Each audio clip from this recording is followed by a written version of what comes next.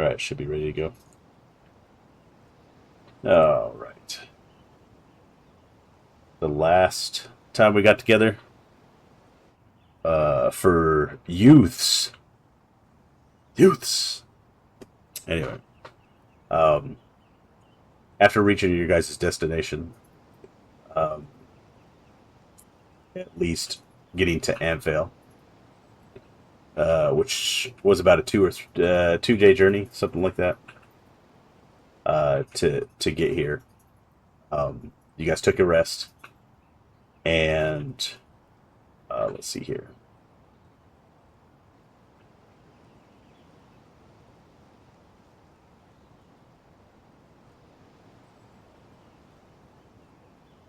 And upon taking your rest, during the night, after Illyria and Sebastian had a conversation, after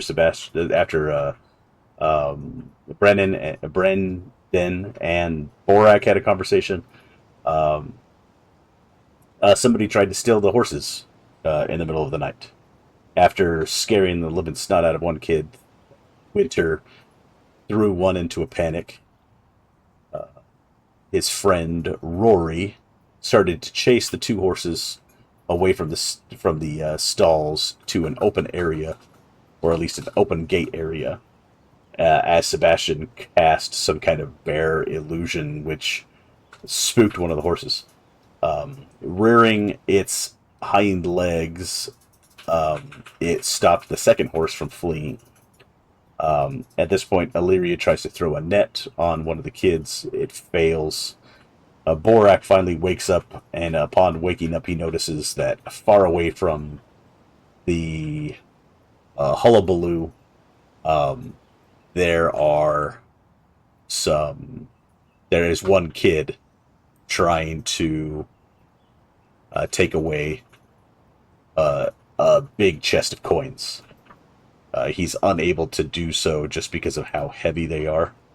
And uh, Borak eventually subdues the poor little kid. Um, as everything dies down, the horses were put back into their stables, and you got to know Rory. Um, shoot. I've got all that. You got to know Rory, Kite, and Needles, who are some kids out of the field ward down in Waterdeep. Upon teaching them a lesson, you guys invite them to come along with, as you guys are heading up the road to Red Larch, which is right there. Um, Finding out a little bit more about the cool Xanathar guild that they wanted to be a part of, you learn a little bit about the tattoo as well. The little icon that I put right in here. Um, it's suggested, or at least Sebastian suggests, that they should probably join up with the Lord's Alliance. Uh, However, Brendan and Illyria um, basically have everything packed up, and you guys are ready to go the next morning. Um, you get into a town where Brendan and Illyria once again start redistributing some of their wares from the uncovered cart in the very, very back. Um,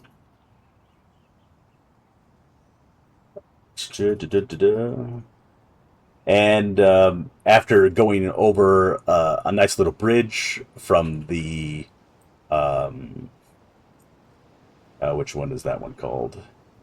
Over the Westwood River, and becoming a little bit tired, uh, our Winter uh, has a little nap and basically feels as if she gets pulled into the shadow realm, as if she has an out of body experience, and She is among these tall, kind of red forest, and she imagines herself looking into the water. She reminds herself of being a child and a toddler and envisions herself recognizing a few individuals, two of them being her parents, and the other two, even though there's some like noticeable resemblance to her, she is not aware of who those people are.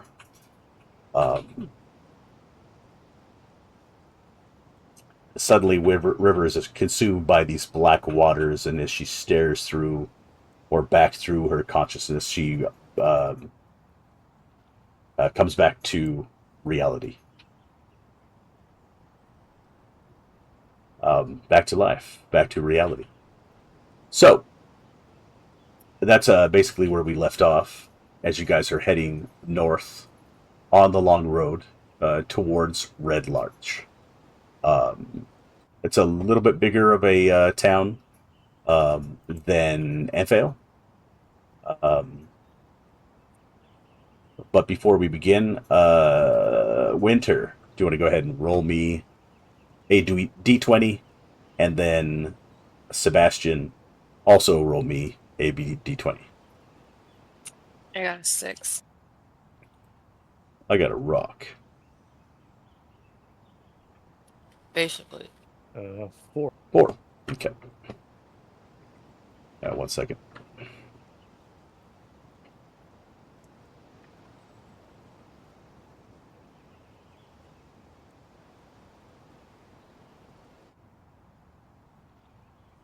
All right. The weather outside is actually pretty good as you guys start to head north down this down the long road.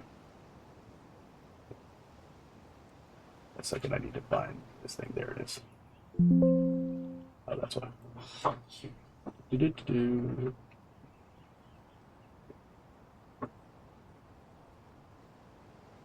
All right. At least I think the weather's good. My thing has to tell me.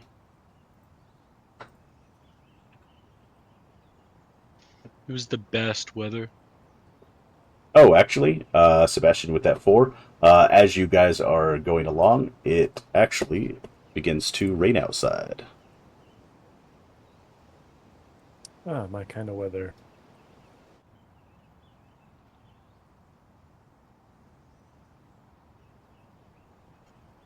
Do you need to worry about rusting? Nah. The last oil that I put on was pretty fatty, so it's kind of stuck to me. It's kind of like a water repellent.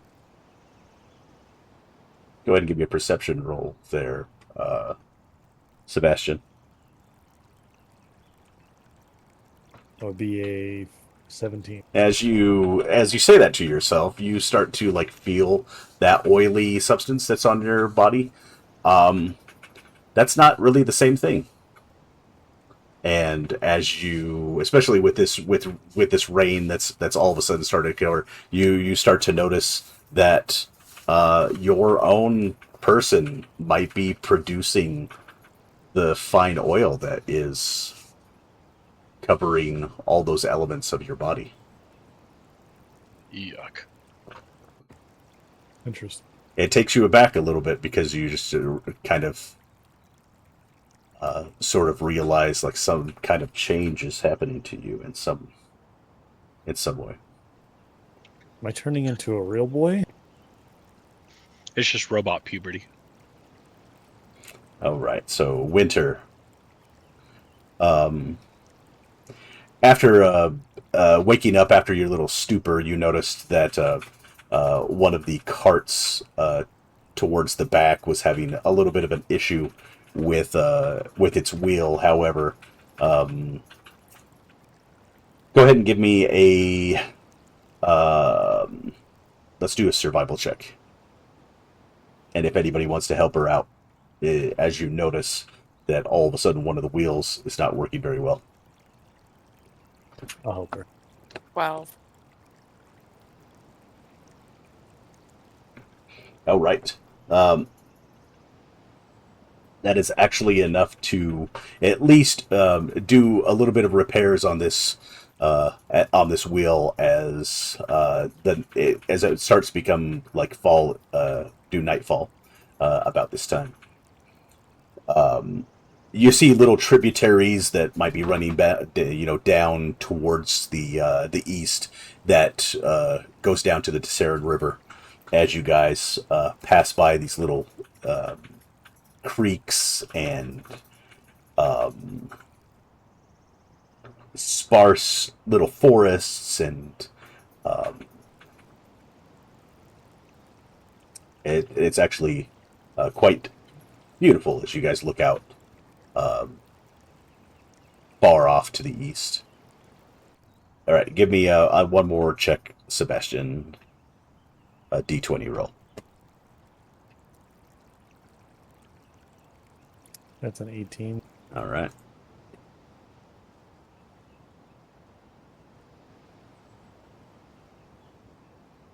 All right. As the sun starts to go down, the rain goes away, and it actually gets a lot better outside.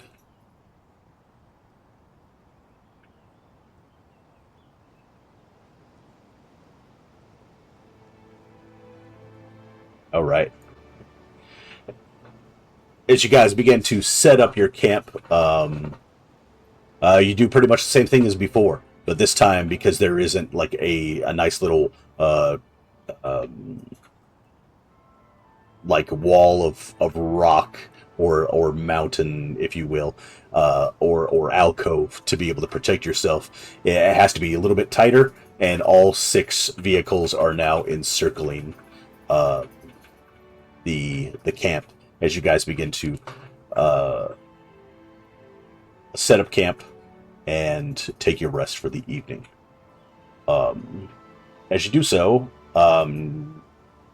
Sebastian, give me a Constitution.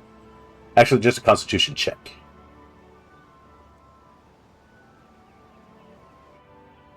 16. Okay. For a few minutes, as everybody in the group is helping with, making dinner, you start to recognize like this little rumble in your stomach. It's almost appetizing. If there was such a thing from a Warforged.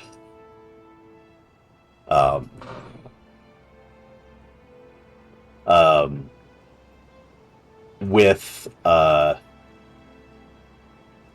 Kite, Rory, and Needles, hanging out with you guys. Let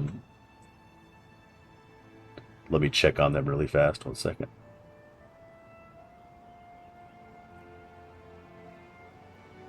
You guys are sitting around the campfire, having a good old time. I'm just glad they didn't die.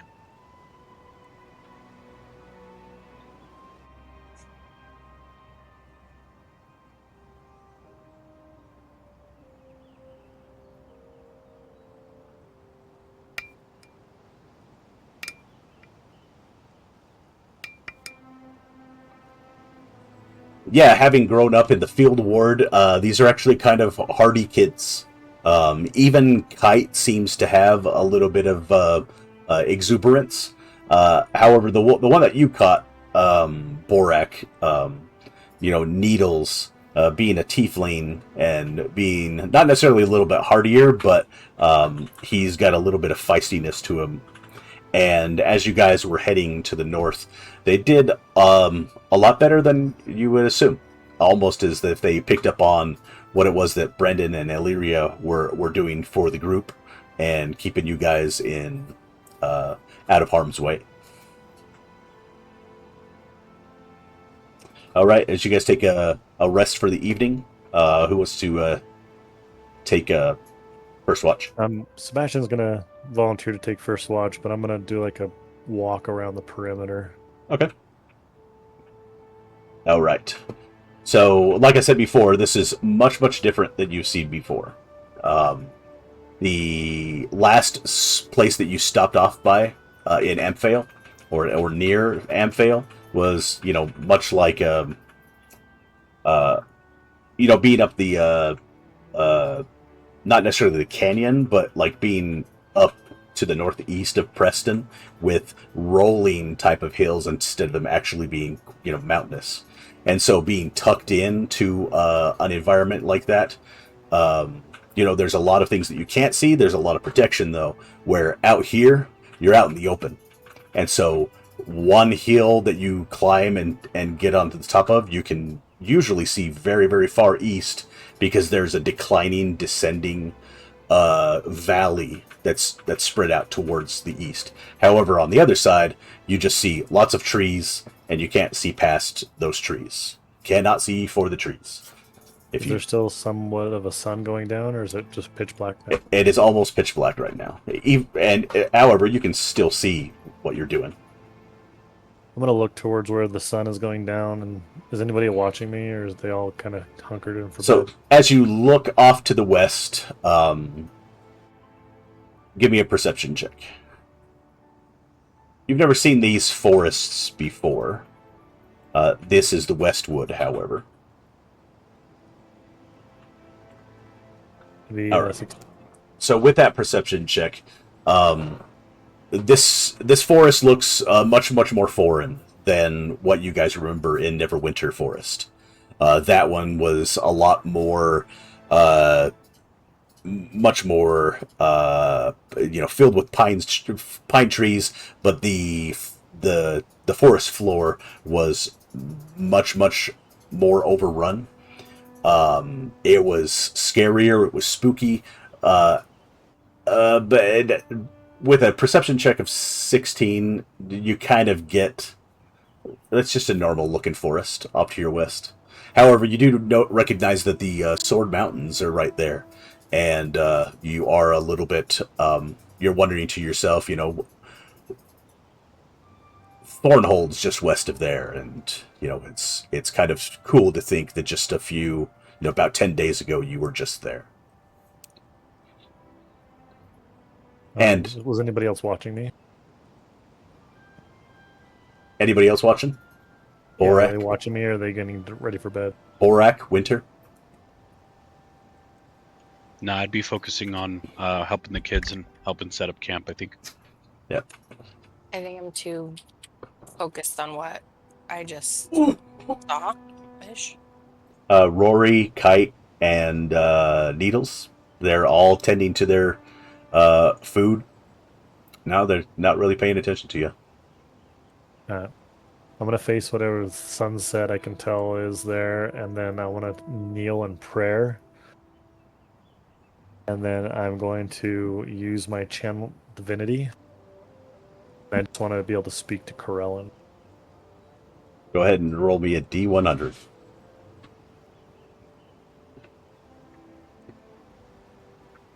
79. 79.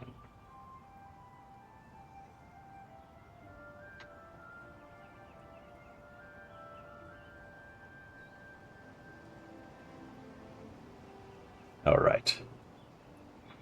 As you take in the scenery, as you imagine yourself in the state that you're in,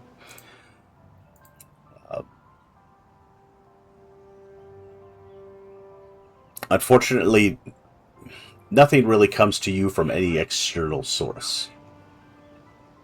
However, internally, the monologue that you normally have on a daily basis is proud, is curious. Okay, well, I'm just going to speak to him anyway. Go ahead.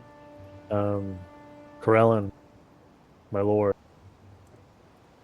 I'm not sure what is going on with me lately. I feel different, and it's kind of scary. I don't know how to navigate this channel of whatever your plan is for me, but I ask that you guide me If this is what you're choosing for me, then so be it. But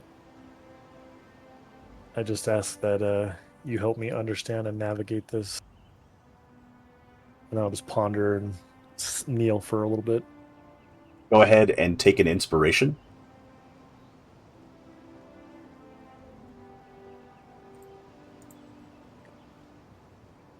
And during that time that you are pointed off to the west and looking at that, the last little bit of the sunset go over the Sword Mountains, the rushing wind of the trees and this calm, collected mood takes you, and you hear amongst the wind, Droop is coming. He can guide you.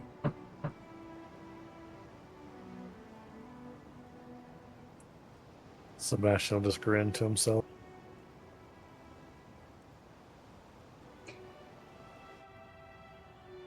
All right, so you guys get some food.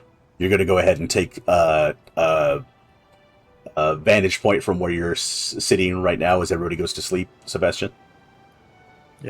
All right, go ahead and give me... well, actually, for the first few moments of you viewing where you're currently at, and like I said before, it's a little bit flatter up here around the Zhentarim Valley, River Valley. There are little areas where water will pool, and that pooled water of like spring will create all these beautiful little tendrils of rivers and creeks that run down the Zhentarim Valley. And as you, let's say, move forward, to the north about 600 feet, and your vision or your view of the party behind you diminishes. You don't sense anything scary. You don't sense anything ominous moving forward. And then as you head off to the west and to the east, the same kind of feeling comes to you. You kind of notice way down in the valley, you might see like a shepherd bringing in some sheep or something like that, but nothing nefarious. I'm going to cast a message. Yeah, go ahead. And I'm going to call out Droop. Think of him and his little... Was he a goblin? And just kind of picture him in my mind. Are you close, old friend? Okay. Go ahead and give me 1 second. Let me roll and see if he's attentive.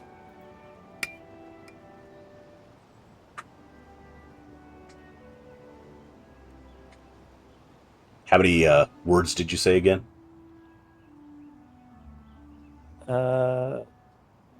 It's about 15, right? Somewhere in there. Yeah. Doesn't tell me.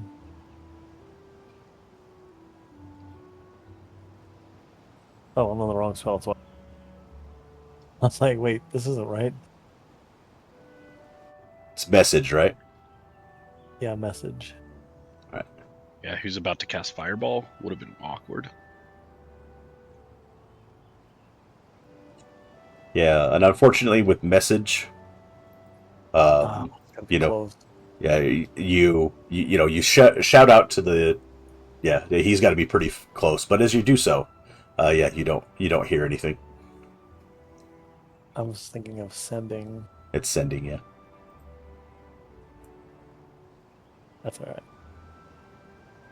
I'll still do it anyway. Nothing comes to your mind as you shout out into the distance. No answer.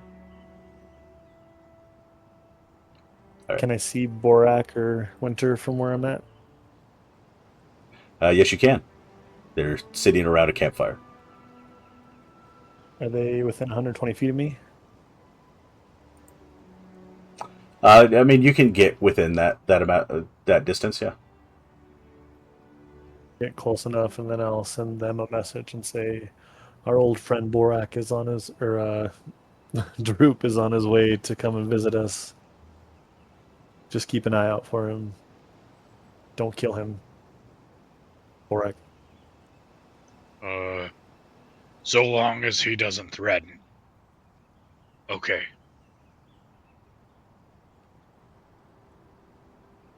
All right. Go ahead and give me a perception check as you're taking the first watch. 21. Cool. And much to as I just described, Sebastian, as you make the rounds, back and forth within the camp. You don't see much. Just a nice moon coming out from the east. That after about 4 or 5 hours, reaches the pinnacle of the night sky. Okay.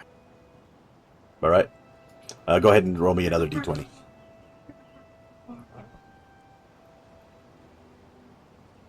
Uh, 18. Okay. The weather is perfectly fine. As you wake up, who wants to take next? I'm happy to take the next. And if I can, I'll try and rouse Needles, I think. Needles? Sure. Yeah, and have him take watch with me. All right. Go ahead. Gonna sit somewhere I can still oversee the whole camp from a distance Sure. in sentry mode. Just give me a sec. All right. As Borak, you get up for the evening to take the last watch. Doing a little bit of stretching, a little bit of cracking. You go over to Needles and you rouse him. Go ahead and give me a persuasion check.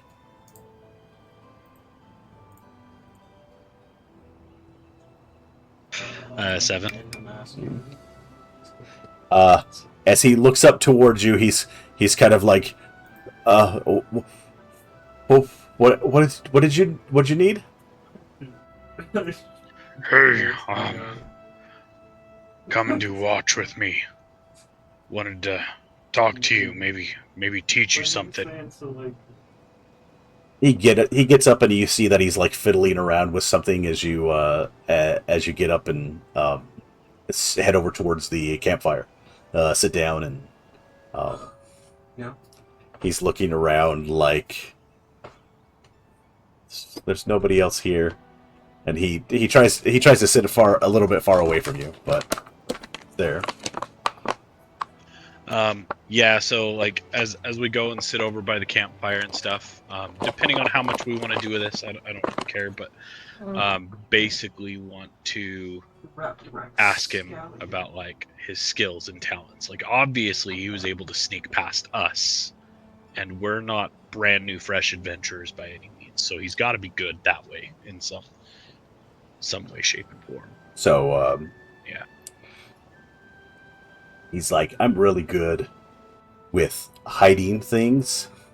He's like, you guys didn't even know I had this, and that's what he pulls out. And you notice that he's like got this little shiv made out of some junk metal and stuff like that. That's not too bad, but why don't you try one of these? And I'll pull out a hand axe and hand over to him. He like Just see what he thinks of that. Where it's, I think that's finesse, isn't it? he takes it and he's like, Is there a strength on that one at all? I don't see it in the. It's just a basic hand axe. Okay. He takes it and like both the hands, like after you've just taken it out, and it just basically looks like this meanly little hand axe. You hand it to him, and it's like in his hands like this. And it's like, what am I supposed to do with that? This?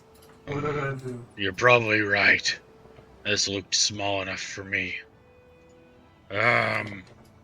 Maybe we could get you a real dagger. Oh, nice. He takes the axe and he like all of a sudden he swings it in the air and you're actually kind of impressed. Like he actually did pretty good. And then he swings it and he at a nearby like tree the stump and it gets stuck in the tree stump. Nice, not bad. And he yanks it out. Sick. Why don't you hold on to that, just in case we need it? You know, I don't know what it's like being in the field ward, but where I come from, you've got to find what you're good at and stick to it. But it doesn't always have to be stomping on someone else or pushing someone else down. I trained with weapons and got big and strong and could wrestle and put anybody down. I mean, that's kind of what they do at like in the field ward, you know, like you have to like hold your own and you have to do things the way that they all tell you how to do it, and that's kind of like why we wanted to be part of that group. So what about this Zhentarim guild makes you guys want to join in? Is it just the gold? They stand for anything good? I know that they take care of each other. Thanks. And they'll protect you when you need something. They're there to protect you.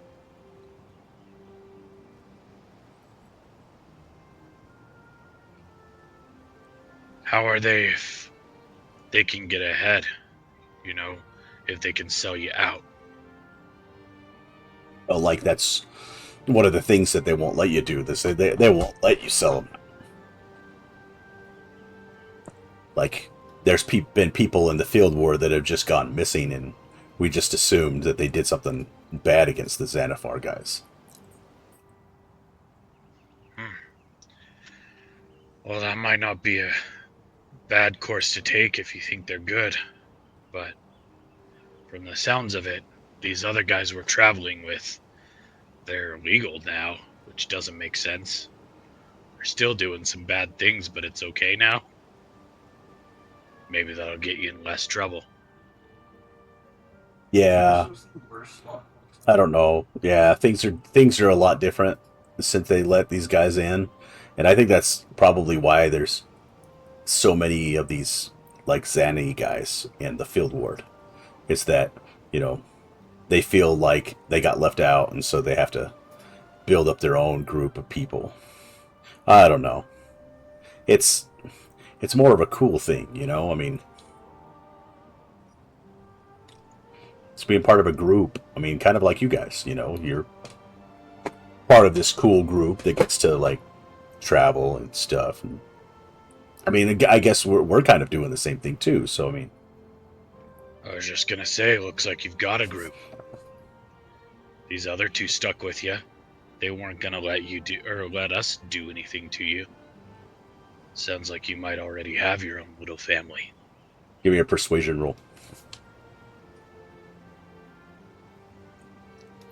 14. Well, I mean, if Brendan and Illyrio like want us to hang out with them, like we'll continue on. I mean, I'm sure my mom's not gonna like the fact that we left, though. That's true. I was thinking about that. Should we just come up with a story that we paid you to feed the animals? Yeah, Enough money that you couldn't pass it up. exactly. I mean, that tin guy over there gave us like a whole bunch of money. Oh yeah. I don't think he knows how money works. Granted, I'm iffy too. Right. Anyway, But yeah, can I go back to bed? I guess if you want to. I was gonna see if you wanted any pointers with that axe, but I think you've got it covered. Yeah. This is Just pretty cool. don't throw yourself in the wrong lot, you know? Make sure that it's something you're willing to die for. Because if not, then maybe they won't die for you. And maybe that sounds too wise for a +0 wisdom. He looks at you with kind of like a, like, oh yeah, there's that whole death thing in his face, like you've seen it before, of just courage versus, fear. And he goes back and as he gets into his like sleeping bag thing, he just gets a little bit closer to his buddies. But his axe is in his belt. Oh yeah, I got rid of that hand axe. Oh, and maybe set a kid on a good path. I'm fulfilled. Go ahead and take your inspiration. All right. As you guys wake up the next morning, nothing, no event. Oh, actually, no, you're fine. Never mind. That was good. I like the RP. All right. As you guys head north, on the long road, it actually only takes you guys about 3 hours to get all the way into Red Larch. As I said before, all these little tiny creeks just happen along the path every so often. There's several bumps in the road, but luckily for you guys, the carts hold up during that journey. As you guys make it into Red Larch,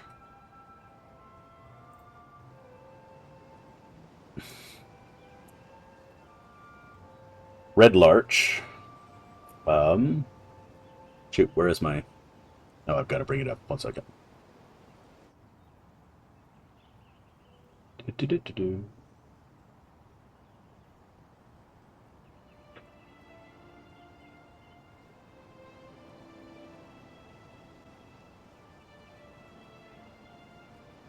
It's new.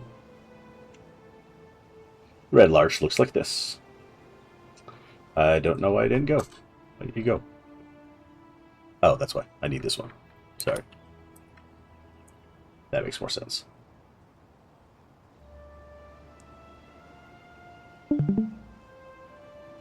How is it not coming up? Well, that said campaign not found. Right?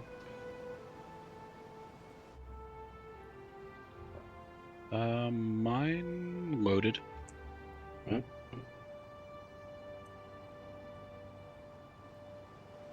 I don't You know. might have to actually go back to D&D Beyond. Maybe it needs you to log back in. Maybe.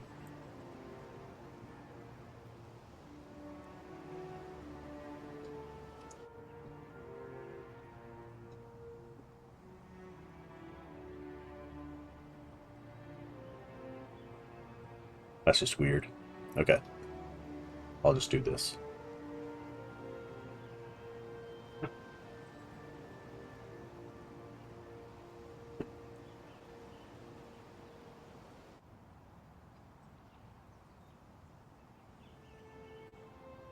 Alright, there we go.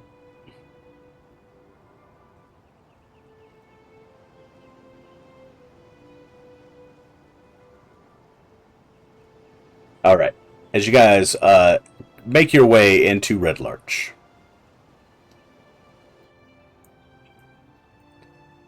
We're just going to have this as the caravan.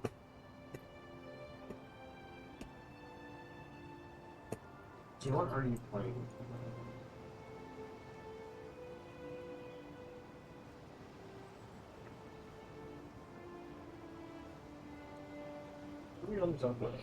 Alright. As you guys begin to make your way into Red Larch, it's interesting. It's this little tiny valley that you just happen to like crest over one last hill and then descend several 100 feet down into this little hamlet called Red Larch. As the long road heads straight through this little village, there is a crossing road known as the Clelil Path and the Cairn Road. However, that's not the first thing that you guys see.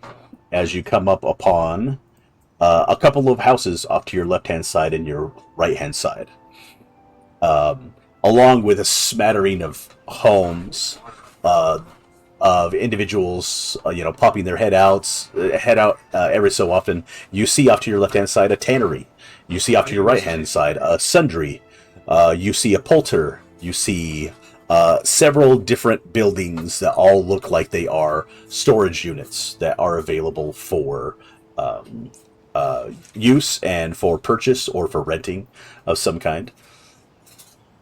And off past those 4 little buildings, you see one individual that's just waving their hand towards Brendan and Illyria as he's like, "Hey, it's me!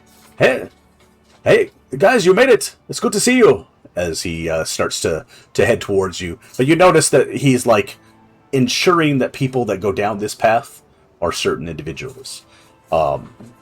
There are a couple of Lord Alliance members that are across the street, maybe about 2 or 3 of them, that are just randomly guarding this little town. As you guys keep on heading that way, you pass Doran's Fine Stone on the corner on the west-hand side, as you'll see in that map. Outside of here, you see a plain square building that's coated with rock dust and has all of this, like it's not like a quarry, but it is stone make. Off to the left-hand side, you see a nice little spring that's welled up. You see a lot of individuals over on that left-hand side that are kind of in line, while other individuals are pulling water from some type of well or some type of spring and taking it to other people and handing that stuff out. 1 second. What are you doing?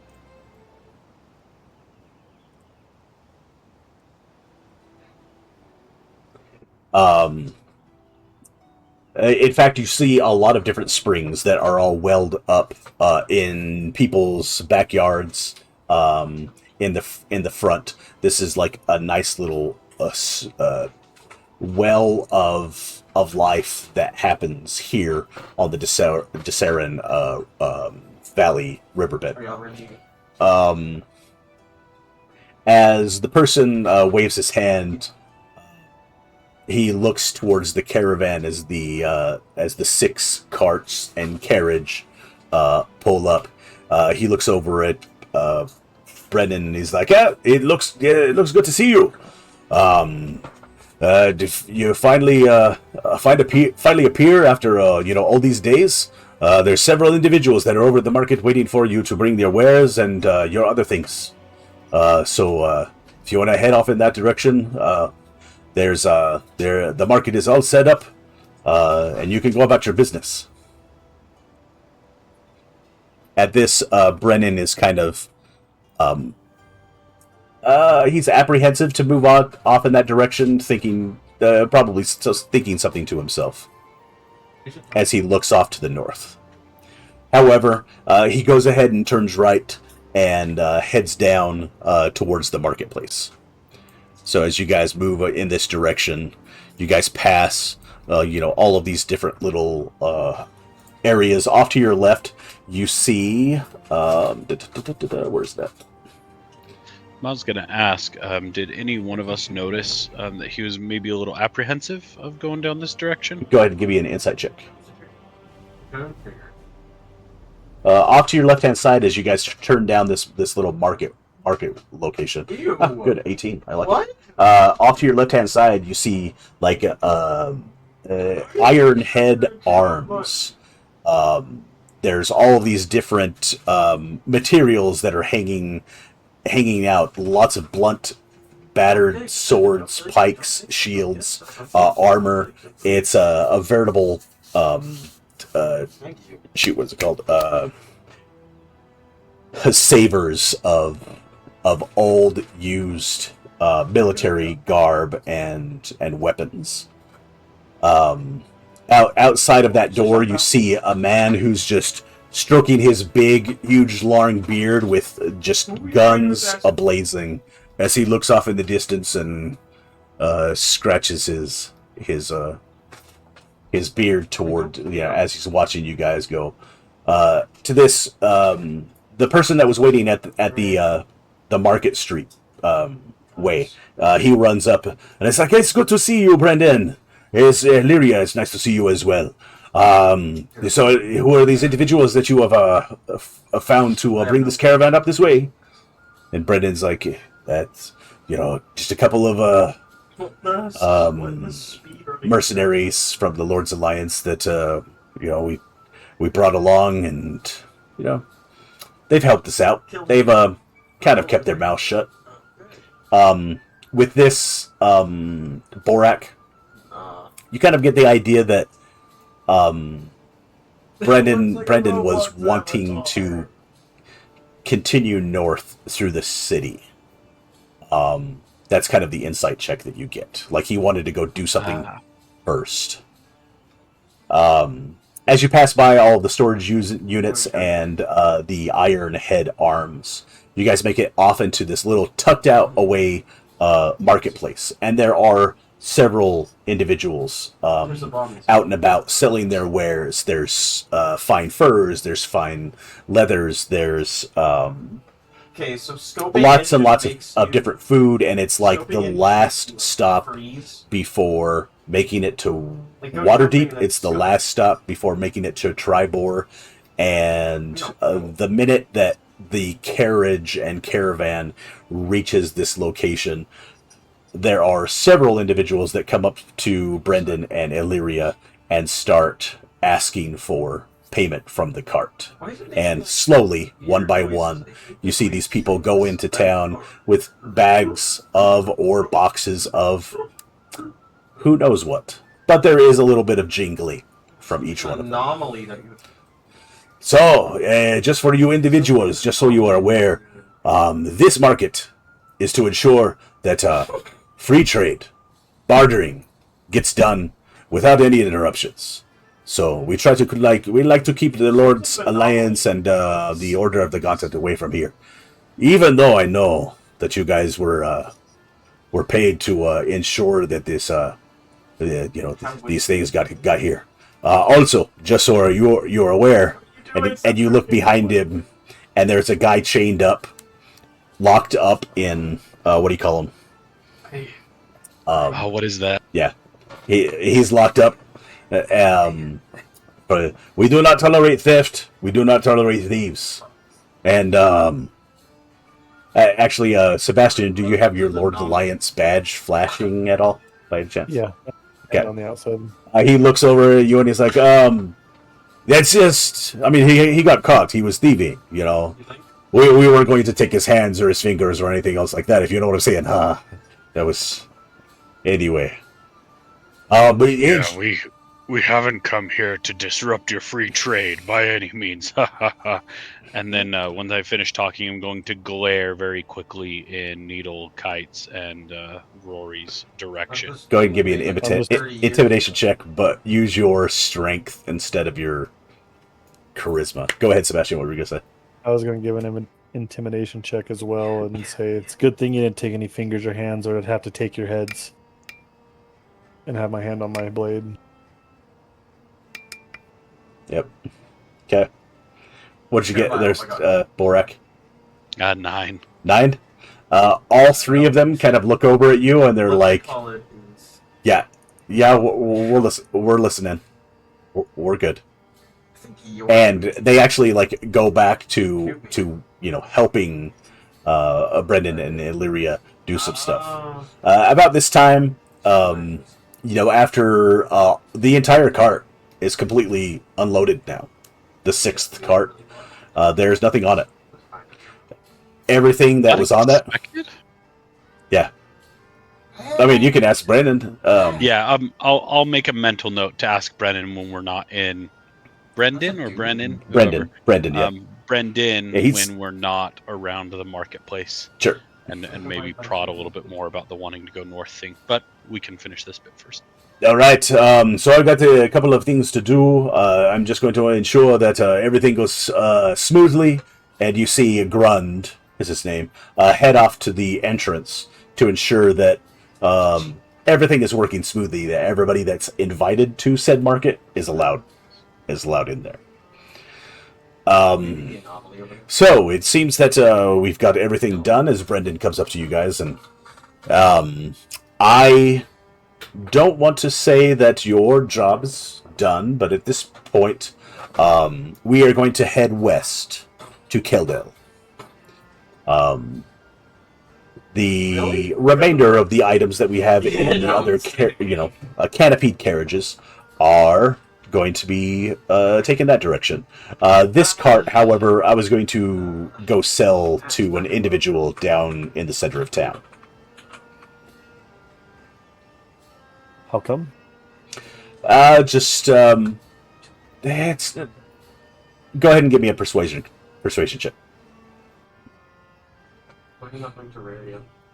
Oh, no. 5. I don't really care.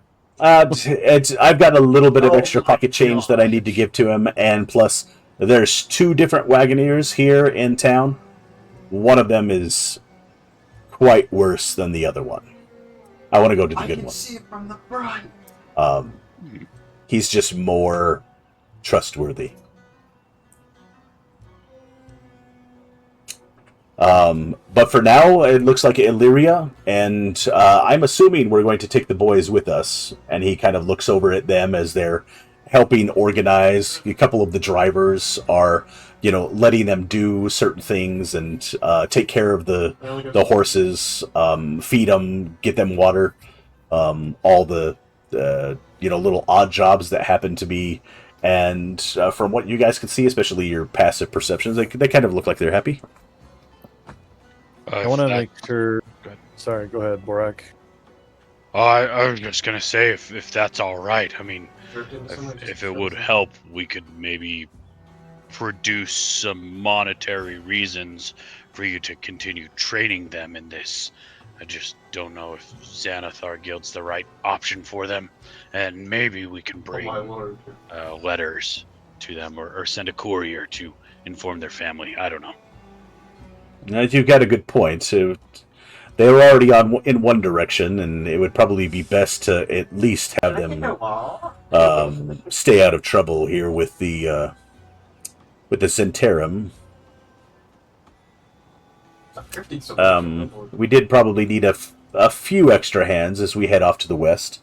And these are paltry wares, just so you're aware. The majority of farmers and individuals, they don't have the industrial method of changing things into other things, textiles, flowers, other things like that. And so the remainder of the 5 caravans are, or at least 4 caravans, and then there's the carriage that takes them. You went from first aid and second. Contain mostly stuff like that. So, however, if you wouldn't mind helping me, I'd like to take this carriage over to, shoot, what's his name? Thaylorn's. Oh, you ain't one down. And I would like to leave the horses here. So. And basically what he's indicating is he wants to go up this direction. And, right here is... Oh, no, sorry. It's right... I want to right here. This is the Wagoneer. This is the terrible Wagoneer. And this is the Wagoneer he wants to go talk to. Okay. I'm good to go with. Sorry, Sebastian, didn't mean to cut you off. Yeah, what are you going to say, I was Sebastian? just gonna say, I have a compadre of mine coming to this town. He's a goblin, and I want to make it known that he is with me and not to be harmed. At the mention of goblin, all of them kind of like prick up their ears, and they're like, "You're sure that there's a goblin coming this direction?" Yeah, and if he is to be harmed, that person will be dead. Well, I can't. I cannot completely. What's the word? I can't assure you that people aren't going to be hostile towards a goblin. Is that yikes to me or the Well, let it be known that if they are hostile, then I will be hostile to them, their families, and everyone else. Understandable, means no harm. understandable, but we're talking about a goblin. He works for me. Is he with anybody? Like, how do you know that this person is on their way? I can't I was focus informed from everything on the screen. by my deity. Well, there is up the path. There is the Swinging Sword Inn. There you go. You can't miss it. It's 3 stories. There's several chimneys. Lord Alliance members and Gauntlet members take have their off time at that inn. My best bet. Go ahead and give me a persuasion roll, just really fast. Say no, huh? For, What do you mean no? can I use my inspiration? Yes, you can. So I just take that away and re-roll, right? Yeah. Let's play Terraria Twin. There we go. 20. Okay. $2.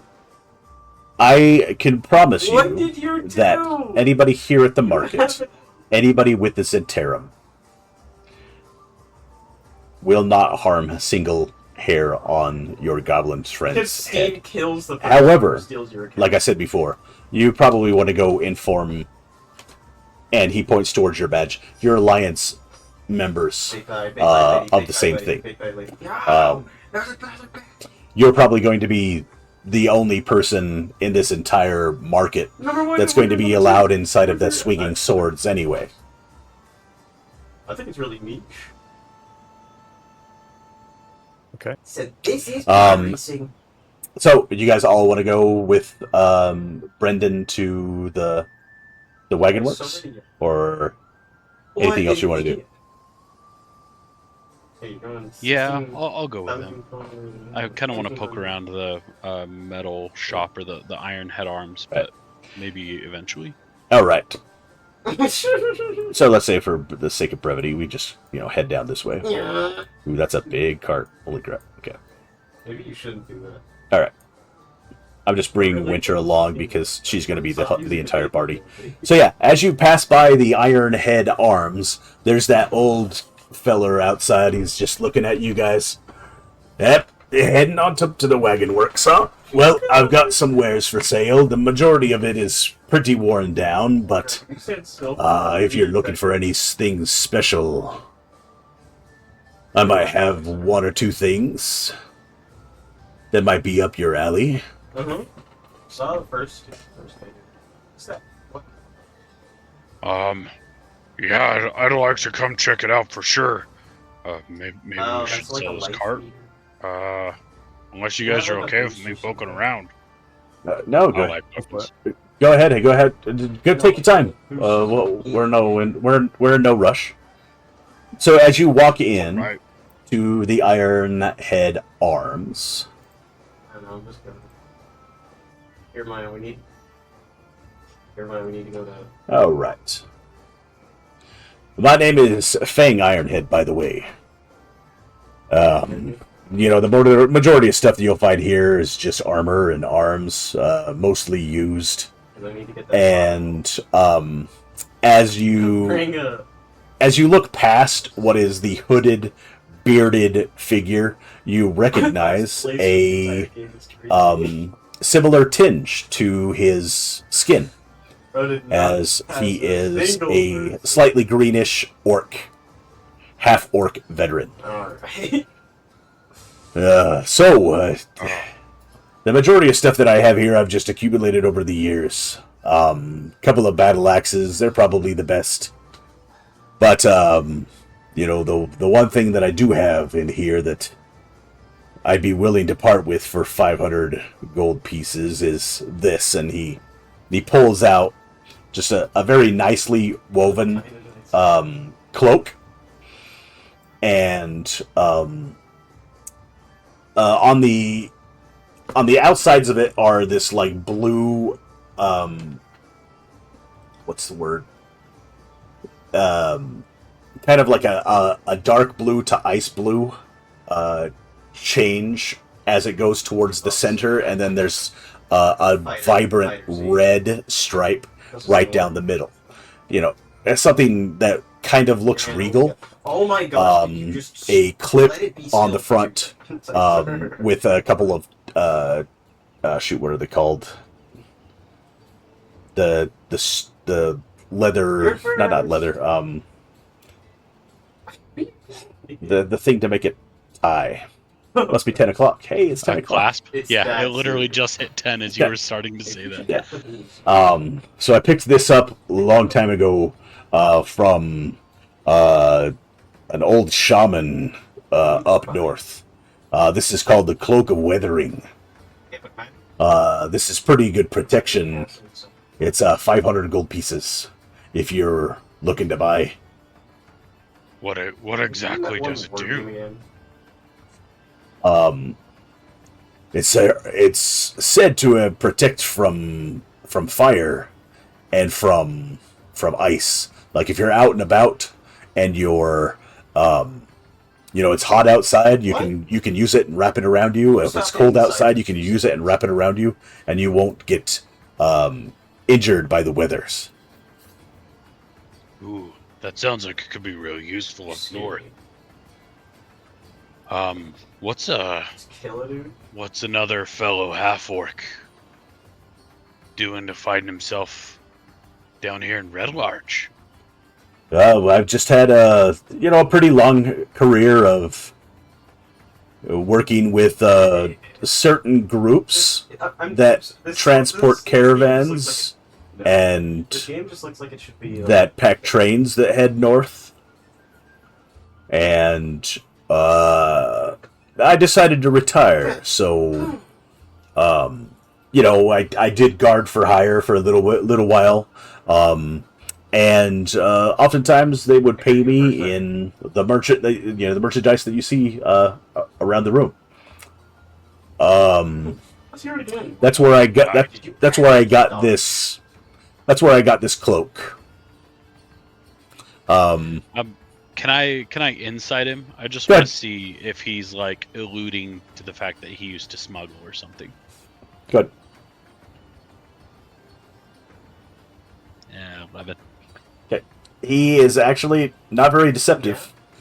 You are not only kind of like onto the fact that yes, he may have been one of those members, but also his whole little anecdote about where he got the cloak that is also under scrutiny as well. Okay. Ah, well that sounds like it's paid off pretty well if you're able to have such expensive tastes in the cloak and everything. Do you have orc blood or the ladder out or Captain Agra? Orc blood would be on my back, just in its sheath. Wow. That's a hefty blade that you got there. That's very nice looking. Do you mind if I have a look at it? I'm gonna like kind of pull it out and be like, Yes, this is very fine. and set it on my hands. But if he goes to take a hold of it, I think since it's still technically cursed, I'm not gonna like that very much. So, this item, where'd you get it?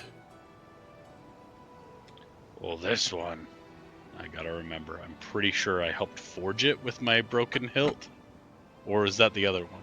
This is the forged. Yep. Okay, yeah. Okay. this So Max one, and I are gonna walk in while he's doing that. Sure. So yeah, you see him, looking at his sword as Borak has presented it to him. Looks to me like this was an orc horde to the north, where you got this item from. This didn't come to you. Did you kill somebody for it? That's what I'm saying, hit the boost. not exactly. The That's what I'm hilt saying. You was something that came to were me sleeping on one of them. after my mentor was killed. I'm from the north.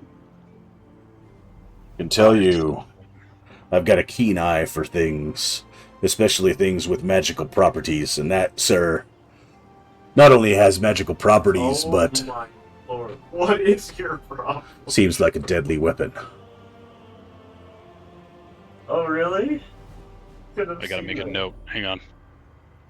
Now you're in last again. Oh my lord. And yeah, I just go. It has served Just me loves very being in well. last place. There was a smith that helped me forge it to repair the broken Just a little- hilt, Oh, and it has served. crap, stop And it. I I don't feel like you're very pressing briefly, stuff. as he says, has an eye for magical items and all Stop that pressing stuff. stuff. I'm gonna remember I'm not that. Maharaga. I can't remember their name, but basically finding out a lot of things about Captain Agra's greatsword, Hit the and that it boost didn't belong to who I impossible thought it in my did, edition. or something. Yep. I'm gonna be like, could you actually take a look at another one for me? Yeah, sure. I could take a look at it for you. And gonna reach into probably my bag of holding. I don't think it's technically in there, but Yeah, but because yeah, it's a big old huge beast of a sword. right. It's a skill. But yeah, just flavor wise, pull it out of the bag of holding. Just go. This was one. Now I can't remember. Did I take it off of someone? That is the one that was on the body of Captain Agra. Oh, that's right. That's right. Yes, we killed the Horks up north near Tribor, right? Yeah. You killed the orcs.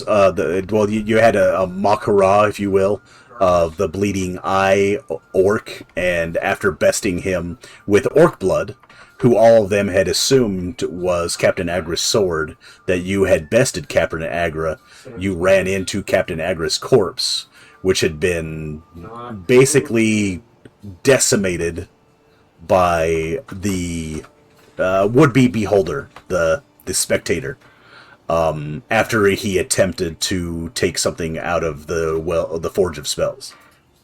And a near replica of your sword was found near his body. As you pull it out, Fang looks at you and he's like, "Now these are brothers. I can tell by they were nearly forged at the same moment. They were almost exactly the same method and creation of these two weapons. Seems like one of them probably belonged to captain, general, warrior of sorts, and the other one to his second in command, if you will. I mean, I've only been amongst people, but I do know my my orc lore.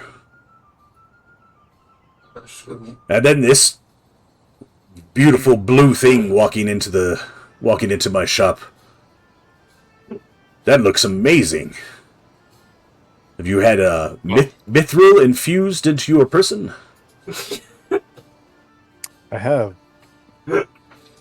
That's the nail that Seems to me like... building down to the ground. That's very funny. Is that the steam and steel that Dude, what am I... helped you forge that armor? That it seems to me like something that they're capable of doing. Yes, with a little bit of my handiwork. You've got... you both have a pretty good... you see this? eye for... not necessarily ancient relics, but ones with interesting backstories. Anyway, so yeah, I was wondering, if you want to go ahead and purchase this cloak, it's 500 gold pieces. Cloak of Weathering is what it's called. So if you're out and about on the plains of the Zhentarim Valley, will keep you warm at night, or if it's too cold outside, or if it's too warm outside, it will keep you cool. Does it cover up stink? Does it cover up stench? Yeah. He kind of takes it and... it's a magical item. I don't think stink can penetrate magic. Unless the magic is actually stinky. Smells fine. Sebastian, what's that supposed to mean? None. Yeah. So this guy that just walked in, he's my Lord's Alliance buddy. I'd really like to try out that cloak and everything. Would you take like 450 for it? As you say that, Fang looks over at Sebastian and kind of nods his head to a Lord's Alliance member. I think you should give it to him for 200. Go ahead. I gotta help a fellow orc. Go You ahead. got to experience something legendary in your presence. Borak, go ahead and give me a persuasion roll. All right. Oh. Is that a 3? Can't read that. It is a 3. Yeah, 3. Yeah, that would very well. For the Lord's Alliance, I'll let it go for 450, as my fellow half orc has just stated.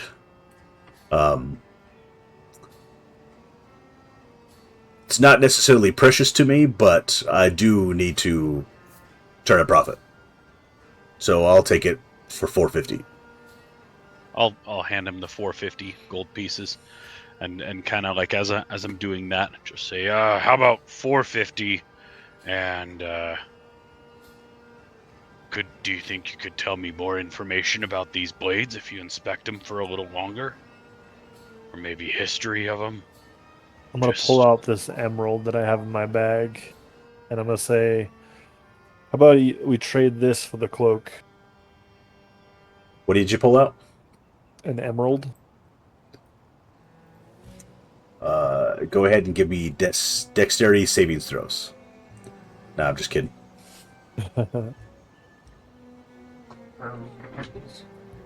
The 1,000 gold piece emerald? I don't know. It has... I think it's quantity 5, but there's 5,000 next to it. Yeah, it's 5 times 1. Okay. Yeah. So each one is 1,000. He Only asking 450. He looks over at you and he's like, I don't have much use for emeralds. I'm just normally a steel person, but are you saying you want to trade straight up for it? For that emerald? Oh, I wanted to see what else you had, but I wanted to add it to his tab. The majority of stuff that I have here is all weathered and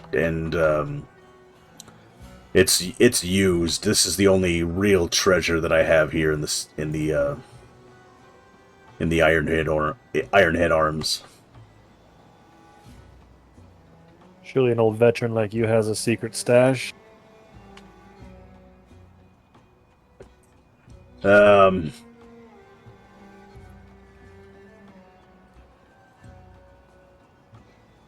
ahead and give me another persuasion roll.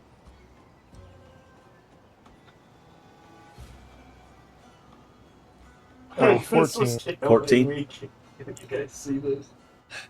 I don't know if I said this to you guys. Like I said before, I don't have much in the way of anything better than you have on your person right now. I mean, I've got this cloak and I've got maybe a couple of heavy armored things, but it looks to me like you guys already have everything that you need, other than said cloak. It's true. So- I think just the cloak, and again, if you want to take a second look, I haven't known many people to be, I'm going to use the word connoisseurs, but I don't know what Borak would say instead. Nope. Connoisseurs of orcish history. I'm quite green on it myself. Professional Yeah. Do you have any potions or anything? people that are good at potions. You're not going to be able to find down here. However, if you head down the street, there is it's tough to find stuff like that nowadays. You might be able to find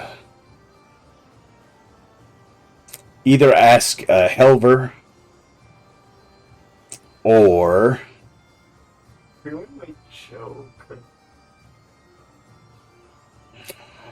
maybe Hylia's.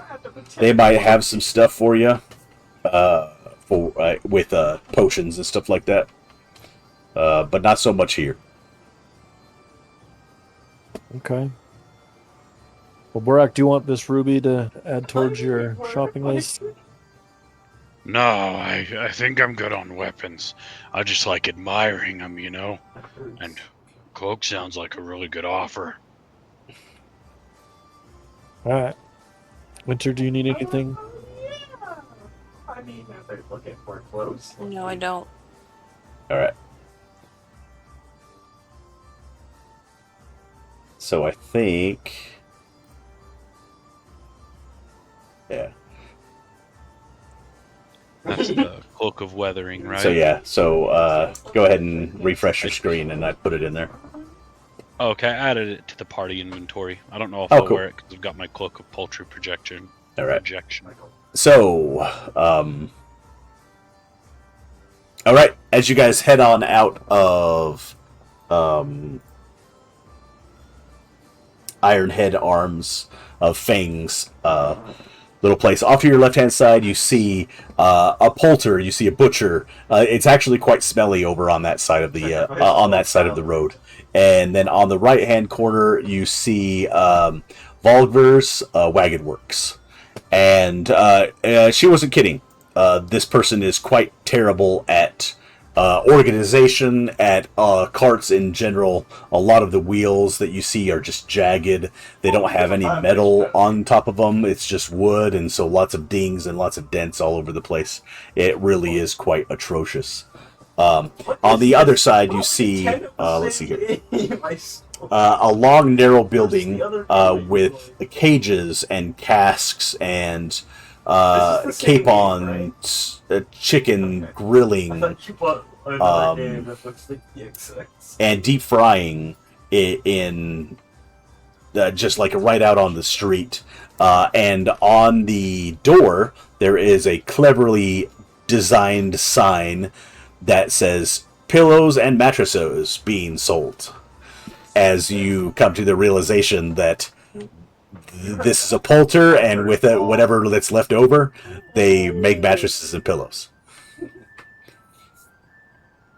Across the street, Absolutely amazing. yeah, across the street, there's an All Faiths shrine with a roofed chapel. That one's right there. And then there's Keldale's path that heads off to the west, as you can plainly see. And then deep, past that, off in the distance, you can see the tall 3-story building of the Swinging Sword Inn. Beautiful crown structure with steep slated roofs, many chimneys. Off to the right-hand side, there is a clothier. And next to the clothier is another tavern. This one is much more dilapidated.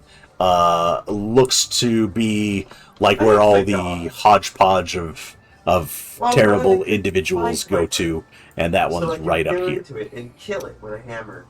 However, what's his name? Brendan wants to go up to this place right here, which is Thelorn's Safe Journey.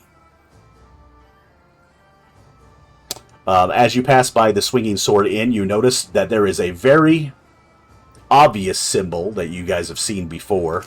Not ornate, very simplistic, but let me show it to you. Y'all have seen it before. There she is.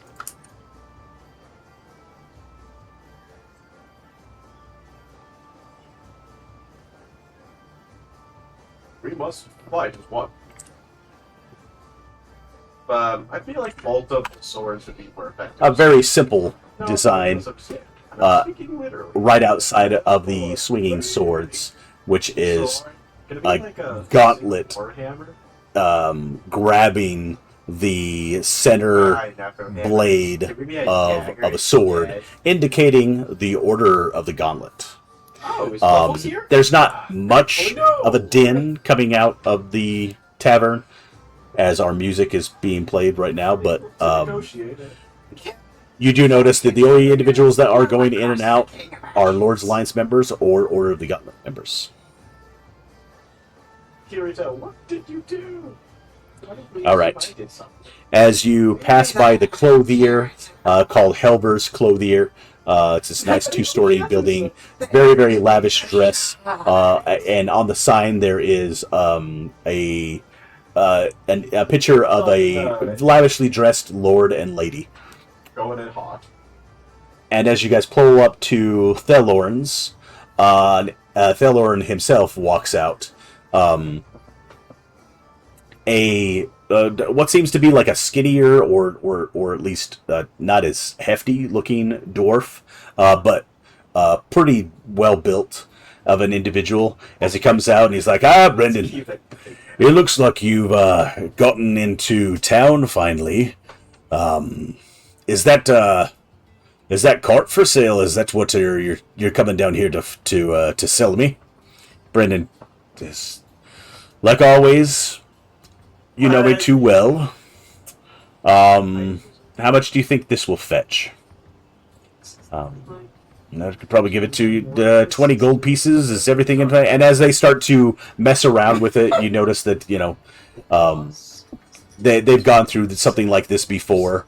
All three of you do notice that money is passed over to him before any kind of transaction is done, as this individual might also have been a part of the Zhentarim trafficking or something like that. But down the way, as you guys look off to the east, you see a couple of other houses. You see one individual sitting outside of his house as he seems to be talking with an older gentleman, but that older gentleman is carrying a stick with a hook on the end of it, as in a shepherd's like cane hook on the end of it. Babies, it's in the ballpark. And they're just sitting there back and forth conversing as Brendan and Thelorn are going over their conversation. Oh, I forgot. Down the left-hand side, there's another leather maker, which makes harnesses for horses, and they have jackets and long coats and caps and boots and bracers and belts, baldricks, some full leather armor, and then past that is a bakery where you smell this aromatic just wonderfulness, and then past that is right next to a quarry. There is a spa and dress shop, which is called Helia's. The smell of herbs and flowers flake the entrance as you guys are just down the way from this little house. Oh no. I'll kind of nudge Sebastian. Just be like, that one place down there looks like the one our orc friend told us about for potions. Oh Yeah, my! I think we should go take a look at it. Yeah, that lady down there, she could have some potions if that's what you're looking for. As Thelorn listens in on your conversation, you start to listen to what they're talking about, and you hear something about Gale and Larman talking down the street. You hear some little quips about Brendan heading over to Kaeldell within the next few moments, that he's got a couple of individuals that are helping him out, including Illyria. But yeah, as you guys head off to the north, you reach what is Hylia's bathhouse. One second. None of our only lifelines, dude. Nothing. Yeah. Where is bathhouse? Gosh. 1 second. Oh. All right. As you head up towards this bathhouse and dress shop, it is very ornately done with half barrels of potted plants, aromatic herbs, and flowers flanking the entire entrance. Windows are decorated with flower-filled window boxes, and just inside you can see this nice, tidy room, kind of a dressmaker's shop and a fitting room. However, on the other side, you see kind of an apothecary done set up on one side of the inside of this building, and you see a female human commoner. She's like in her mid 40s, maybe 50s, and she reaches out and looks out the way, and she looks off to the left and off to the right, and you notice that she's quite woodsy, if you will, if that makes any sense.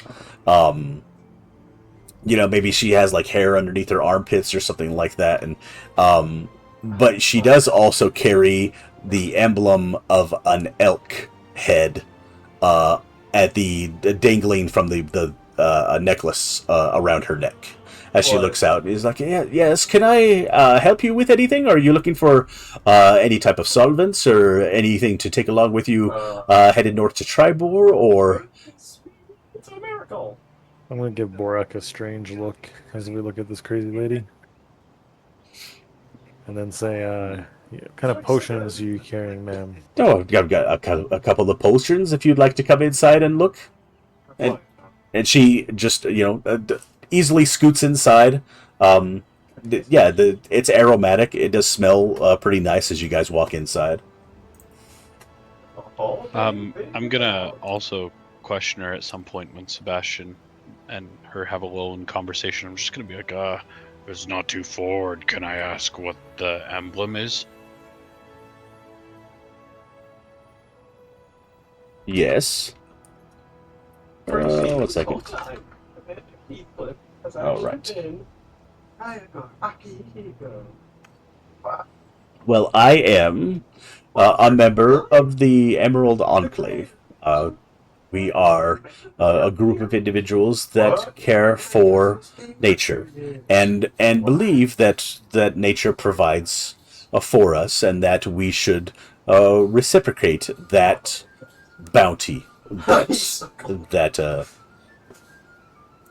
they do for us. Just save everyone. So, yes, I've got a couple of potions if you'd like. I've got 2 different healing potions. Of course, these are at a higher price than you're going to be able to find down in Waterdeep, but if you're willing to take more than one, maybe I could give you a little bit of a deal. I also have... and she pulls out this silvery blue liquid that kind of looks like fogged moonlight. And it's faintly cool to the touch. And she turns it around. She opens up the cork, and just for a second, you get like the whiff of ash and mint, like a refreshing chill come out of it. And she's like, "This one is a draught of restfulness. What it can do is it will recover any exhaustion that you might exhibit along your way. It's actually made at night to ensure that the whole process of distillation between the anyway. So, and then I have this ember, and she takes this one out, and it looks like it's glowing green, like what are those things that they put in Like a glow stick?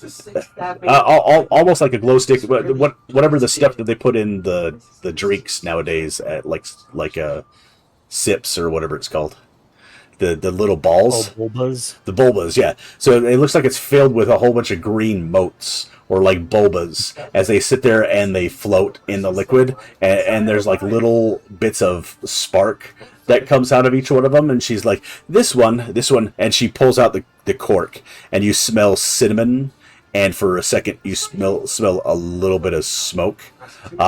So this one, basically what it does I haven't tested it that much, and she puts back the thing. But before she takes out the thing, she puts her finger inside of it, and then like flicks it at a candle, and all of a sudden the candle lights on fire. She's like, so for about an hour's worth of time, you'll be able to emit fire to any attack that you might cause somebody. So this one's 200 gold pieces, and she stoppers that one. And then the other one that cures exhaustion is 75 gold pieces. But the regular healing potions I could let go for 60 apiece. Do you have an interest in gems? Do I have an interest in gems? That's a good question. Your spines.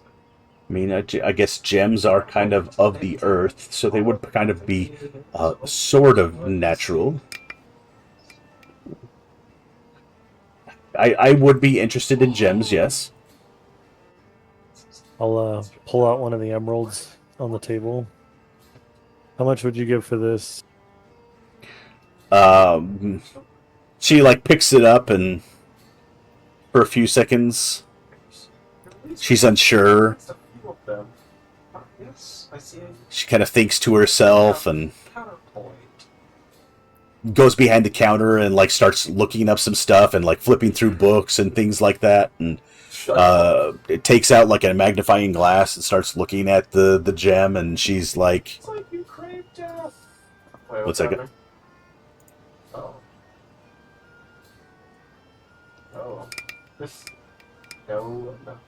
Oh, wow. Interesting. What could this possibly be about? I could give all three of them to you, all four of them to you, for this gem. Sure. What else do you got? Anything else interesting? Scrolls of spells or anything? No, I don't deal with scrolls. No, I'm sorry. Those are probably things that you would find over down in Waterdeep. Maybe in Tribor you might find an enchanter or something like that, but I mostly make my stuff from... And you do notice, like, when she pulls out the 2 healing potions, there's not so much like a redness to them as you normally would see, but they're just a little bit into the orange category. But they look like they work. What's with the color distortion on those? These are all natural. I don't use any type of things that would... Red dye 40? Yeah, no red dye, number of whatever. I don't use any of that, anything that is procured. I use all natural elements that come from nature itself.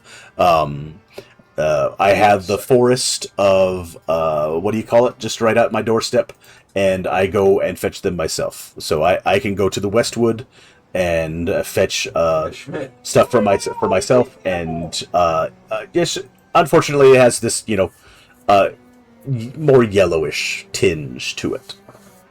Okay. But yeah, so those are... I'll have her the emerald, and I'll tell Borak to take the supplies. Right, so that's 2, they're actually greater, so 2 greater healing potions. Okay, I'll add them to the party inventory. There's going to be... I can't remember if there is a potion of exhaustion of exhaustion or something like that.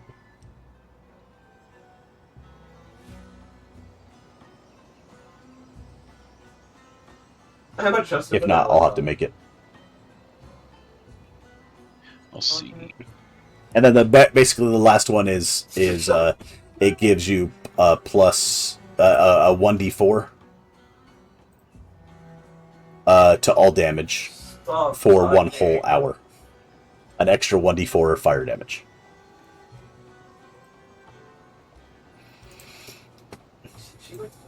Alright, I'll add a couple custom items just to have notes on that.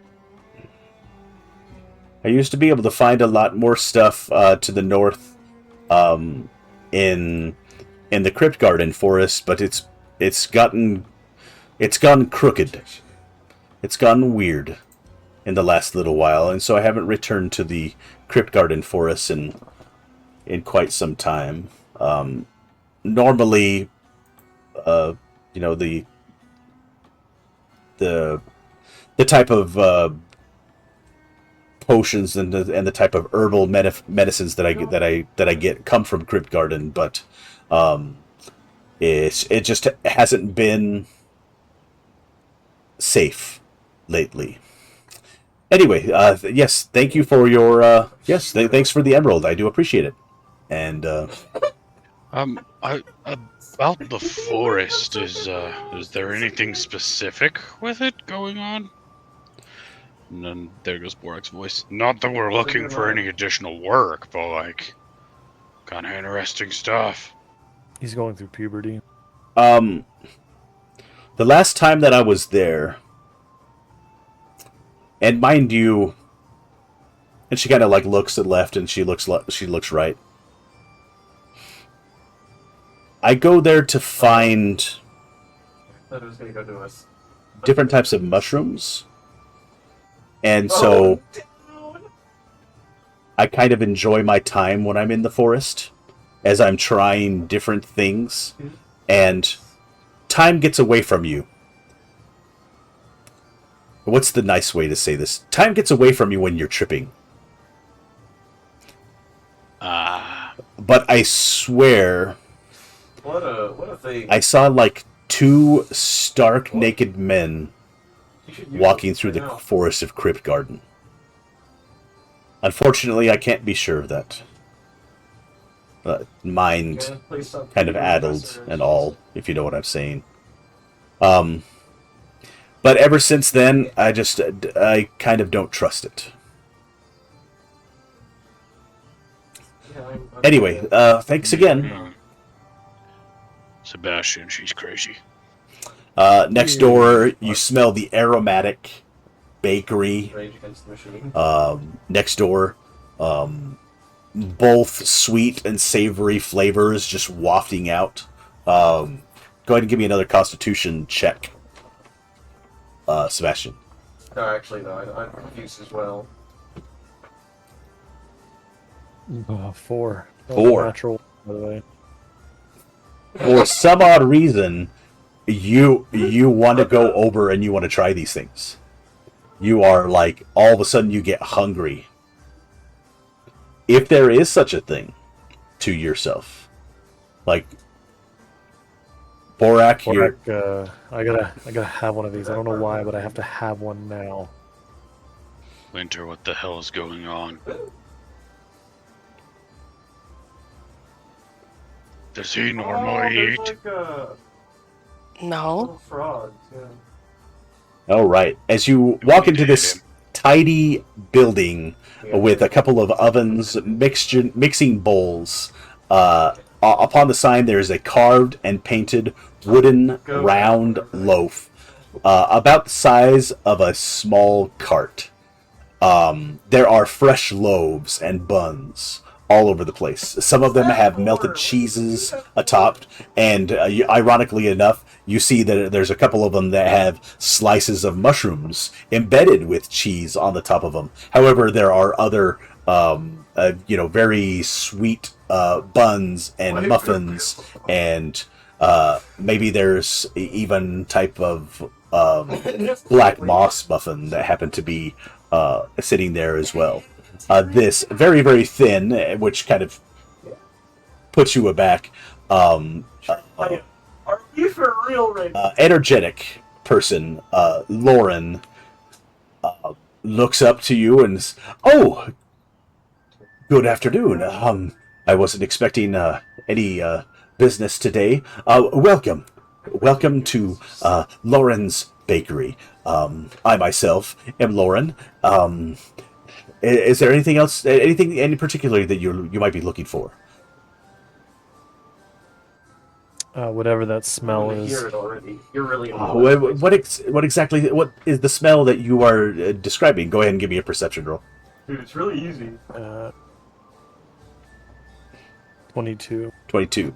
Just the smell that you get is salty, is umami, is once the lady next door started to describe what a mushroom might be, all of a sudden you got kind of a hankering or wanting to try it out.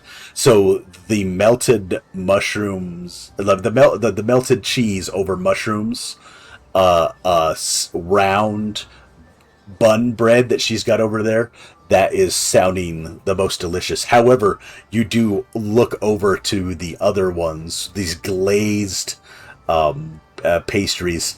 All of a sudden, you get a hankering for those ones as well. Those are 1 silver piece each. All of the muffins you can get for it's 1 dozen for 2 silver piece as well. Just let me know if you were anything in particular. How many dozen do you have? Right now, 1, 2, 3, 4, 5. I've got 3 dozen of something on this side, but the majority of the the rolls, or at least the mushroom things, are that big. They're very big. They're very filling. I want all of it, everything. Oh, all of it. Well, I guess I could close up early. She starts to do her little calculations, and she's like, I could part with all of it for, I believe, 35 gold piece. I'll put 50 gold pieces on the counter, and would you box that up, please? Oh, sure. And like all of a sudden, her husband comes in from behind as he hears like coin hit the counter. It's like, dear, and they start bagging it all up. We're still I'm getting just gonna mugged on our start way out. eating. Right. So as you begin to consume the melted mushroom and cheese bread, go ahead and give me another Constitution check. Winter, I'm so ready to chase him through the forest while he's on drugs. 17. So once again, for some reason, you can taste this. The salt and the is it umami that is cheese flavor, that flavor, that taste, that it's savory is basically what it is. Savory, I think that's what it is. And there's just a little bit of one spice that you have no clue what kind of spice it is. There's smell to it, there's taste, there's texture, there's flavor to it, and you just enjoy it. How many of them do you eat, though? I'm just gonna start going feral. I don't know. So as you consume 2 of them, 3 of them, 4 of them, go ahead and give me a Constitution savings throw. Oh, saving throw. Natural 1. Natural 1. So all of a sudden, you get this sharp, terrible pain in your stomach that you've never experienced, that you've never had before in your entire life. You are basically like bent over for like the next hour as you guys leave this shop with all of this stuff in tow. we just enable him. Yeah, pretty much. As you, by now you see Brendan, who's about ready to walk away from Thelorn's safe journeys, or the Wagoneer. He looks over towards you. He's kind of like eyeballing the Warforge for a second there, and I need a wagon now. I just sold the wagon. I'll buy it back. I'll just carry him. Don't worry. You see him run in really Go out fast. back. Go ahead, Winter. What is you gonna say? It's like, just run out back really fast. You see, I need all these goods in there. you see Brendan go inside, and for a second they come out with Thelorn, and they're like, he's like, really? Like, he goes back, and like he brings the he's barely even pushed it into the back, so he brings it out again, and they throw you into the back of the cart. Don't forget my stuff. Oh, you had all the pastries? Borak, go ahead and roll me a d20, and Winter, roll me a d4. 9. Save me. Night. Or Okay. So, 9. Yeah.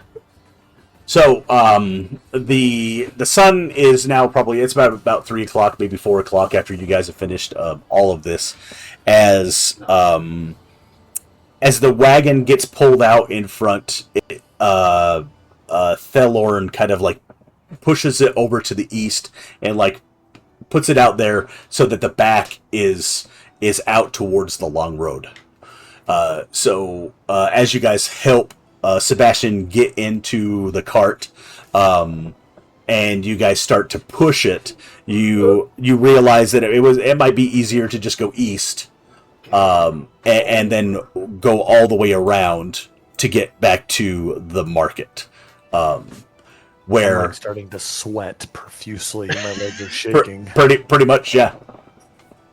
I need a barrel. I need a barrel. What the hell is going on? At this time, you pass by a seedy wooden building.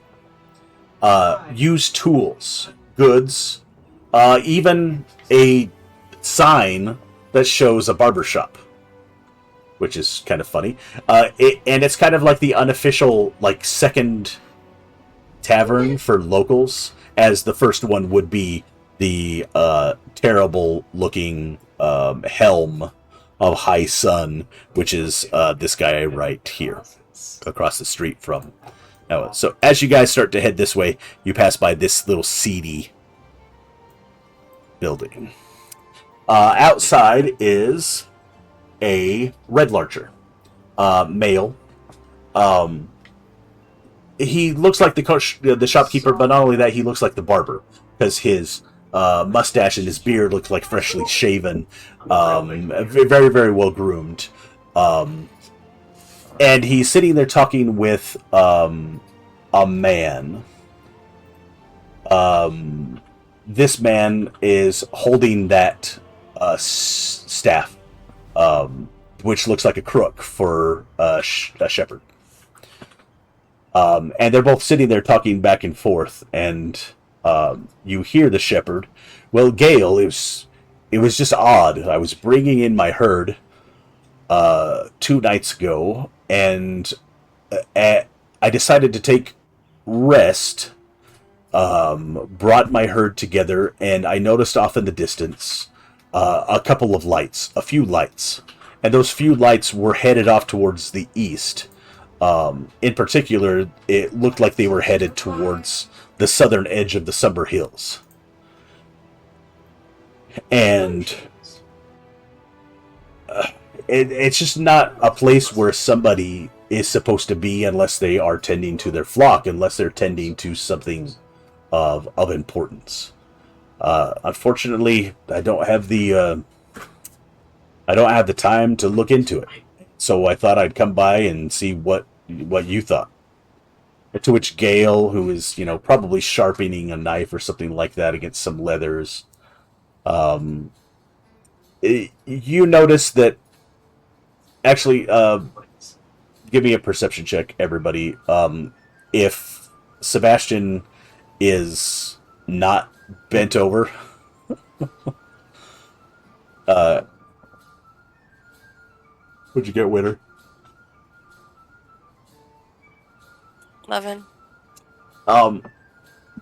Gale looks. Sebastian. Gale looks like he is. Winter, what you get from him is that he looks like he was probably, if he wasn't a Zhentarim member at one point, you'd be surprised. He seems a little bit shady, a little bit seedy, but that's probably all you get from him right now. And Gale is looking over at Larman, the shepherd, and he's twisting his beard in a manner, and he's, well, if you're asking me to find out what they're up to,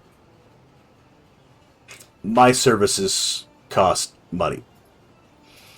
Now, if you're saying that there's some treasure out there, that won't cost you a thing, except for that tidbit of information.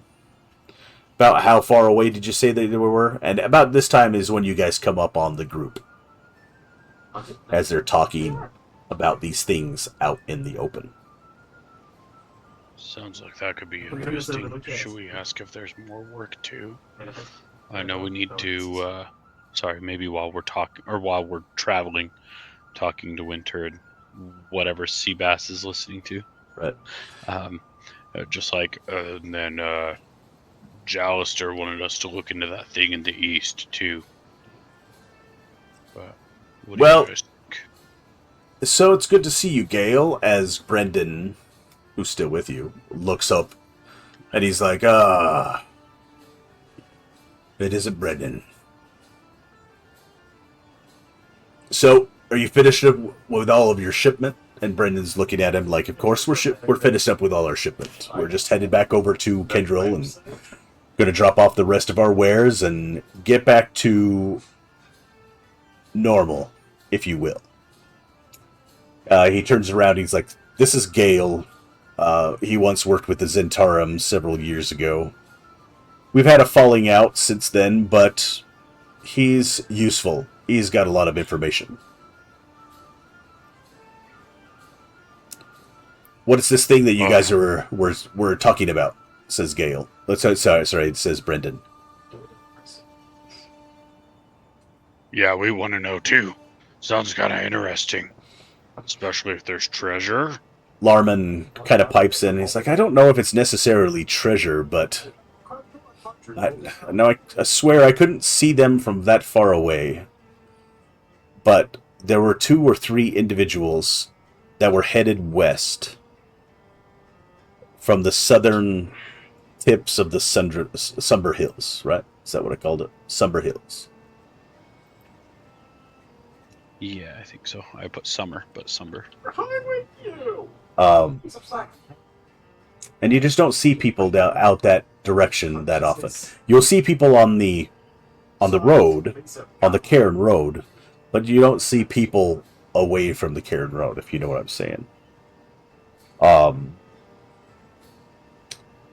I'm just worried about what this could possibly do. Number one, to my ability to take my flock out to the east. But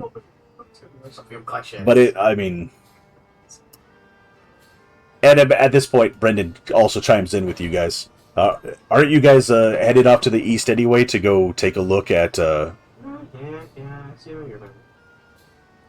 Yeah, I'm actually curious. Has there been talk of all this extra stuff happening? I know the apothecary lady said she saw some weird stuff happening in the woods. Is that same direction?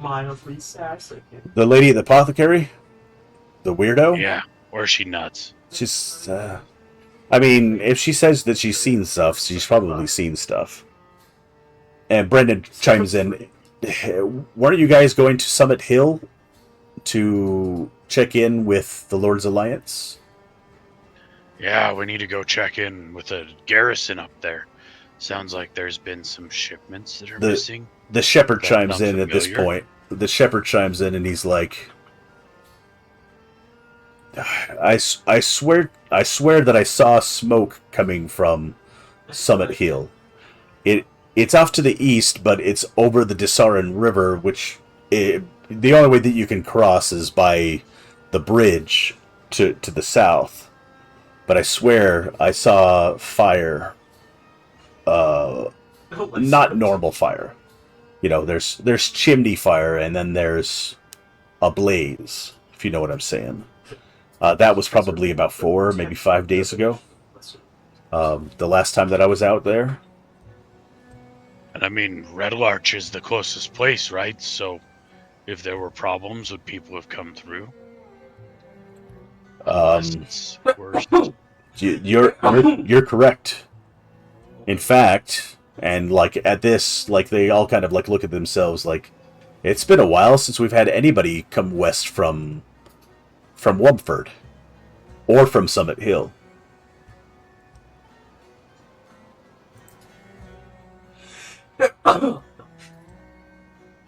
Sounds like we might have some information to go off of. Can you tell us exactly where you saw these lights? And was that before or after the fire? Go ahead and give me a persuasion roll. Okay, let's see.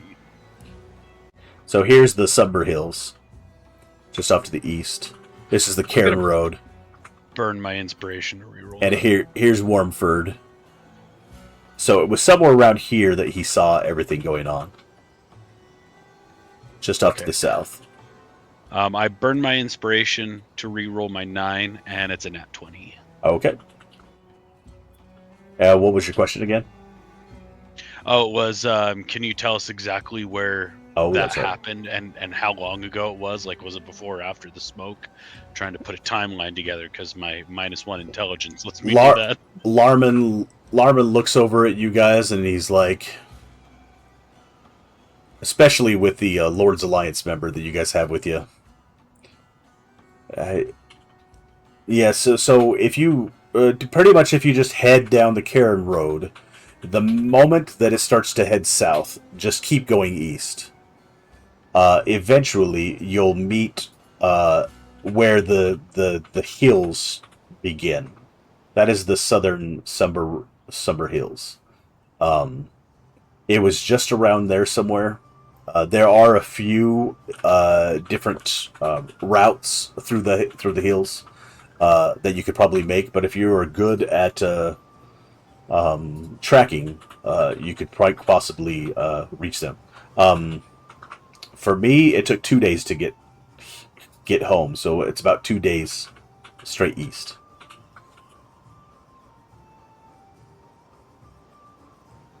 All right, I think that maybe will help us. But of course, my 2 days is with a whole bunch of sheep, so it's probably 1. That makes sense. Winter So has we might- to off. Aww. Oh man. Is this normal stuff that happens in the area? Has there been an uptick in attacks? I mean, we were hired for Brendan's caravan, but that seemed like normal. Attacks? No. Like, at Red Larch is just a stop on the way to either Tribor or to Waterdeep. We don't see... we see Lord's Alliance members, and we see Order of the Gauntlet members that go through their normal routine of... what is it called? When you go back and forth. Yeah, I'm trying to remember. I know what you mean. Yeah, when they go through their normal routine, we'll see. They'll show up. They'll stay at the Swinging Sword Inn for like a day, and then they'll get back and they'll go back onto their route, headed north, which is usually all the way up to Westbridge. And then they'll go over to Belliard, and then they'll head to Summit Hill, and they kind of do this little circle. However, just like you, we haven't seen very many people come from the west in the last several weeks. Now that I think about it, we have seen people from Westbridge show up, but not from the east. Where are we at again on this? We're on the long road. You're right here. Right here. Yep.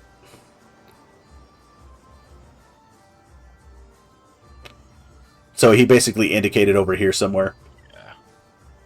There's something going on over there. And then the Summit Hill is on the next road. Is that right? Okay, just east of that. Okay. Yeah, but just for the sake of the narrative, especially now that Holly had to get off. This area right here is basically like the Grand Canyon. It is like 1,000-foot drop. Like there's no way of you going down and then back up this, unless somebody was able to fly. So you have to go all the way down here to be able to pass, because this is like the Snake River Basin over by Twin Falls. You got to go all the way around, so you'd have to go all the way down here to get to anywhere that is quite possibly like that you could go across that river. it's really, really high. So like this valley comes down and then just is this huge gorge. So we'd basically have to go all the way down to one of those 2 red dots to cross there. That's or correct. Go all the way around to the north That's correct. Yep. through Bellyard. Oh, Yep. gosh. Or unless somebody like levels up and all of a sudden you get fly. Right. Somebody have Cloak of the Bat? But Cloak of the Giant Fly? if you want to know anything else from these two gentlemen, from Gale or from Larman, that's basically what they say. As you guys turn the corner and head back towards the wonderful market, you're met by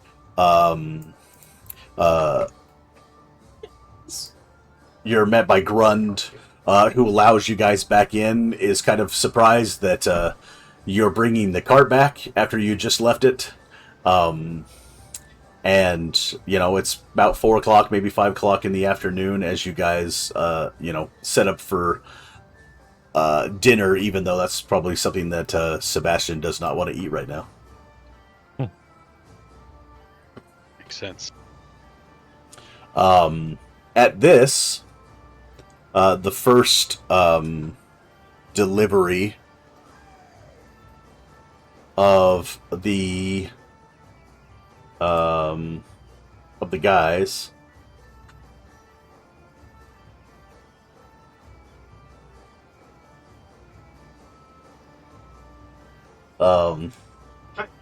yeah.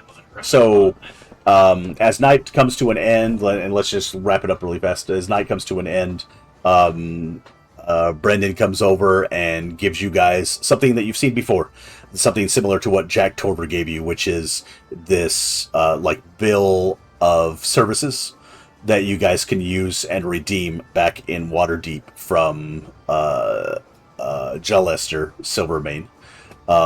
It's the 5,000 gold piece note upon your return. I'll add it to our party. Ooh, actually, and I'll put in something in there really fast as well.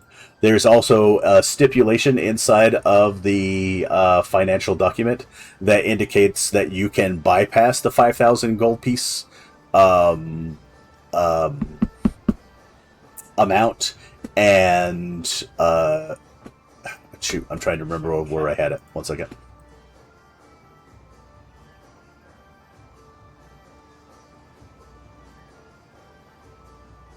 It's not there. You can bypass the 5,000 piece amount and receive. I'll be back.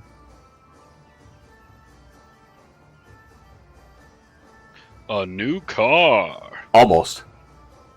Flying carpet. It wasn't a villa.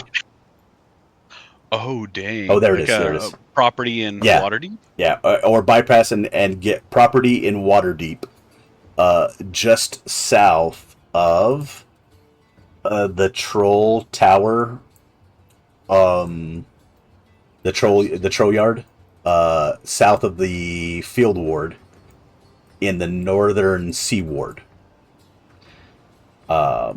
It's around. There's a temple of. So there's Mistra. There's the temple of Suna. Yeah, I'll show you. Okay. I'm just adding it to the description.